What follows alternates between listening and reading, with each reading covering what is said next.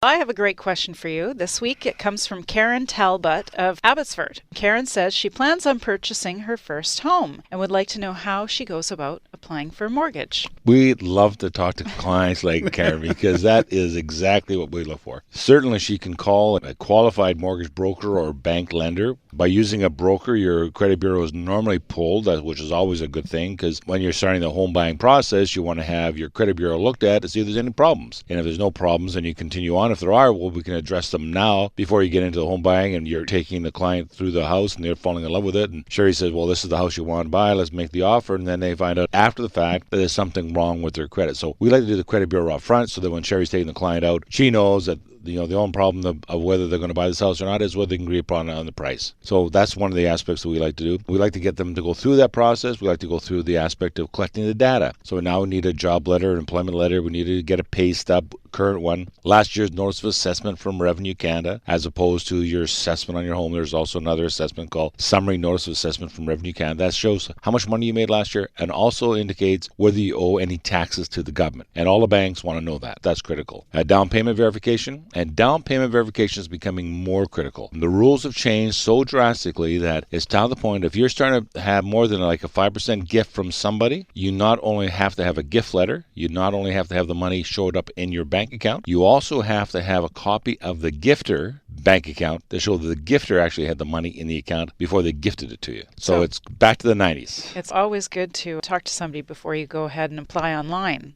Exactly. Yes. Yeah. We see every client personally because we find that that's more important because what you ask for us online are certainly sometimes questions that you might have just heard from somebody else. If I talk to you directly, I can actually determine some of the other things that you might have had questions about and you didn't even know. Exactly. And you can get expert mortgage information you need, all of it, online by visiting billymac.com. That's Billy with an I, not a Y, mac.com, or by calling Bill directly at 604-684-4663. That's 604-684-HOME. Bill, I think the powers that be are trying to make it just a wee bit too difficult for some folks to get a mortgage. It's getting more and more challenging. We've talked to our banks. We talk to the banks on a fairly regular basis, obviously. And we've gone up to a different level to say, like this seems ridiculous. And they say, Bill, the government of Canada have made these rules, and they're actually telling us how we can lend our money. These are people that we elected that are telling us what to do with our own dough. Exactly.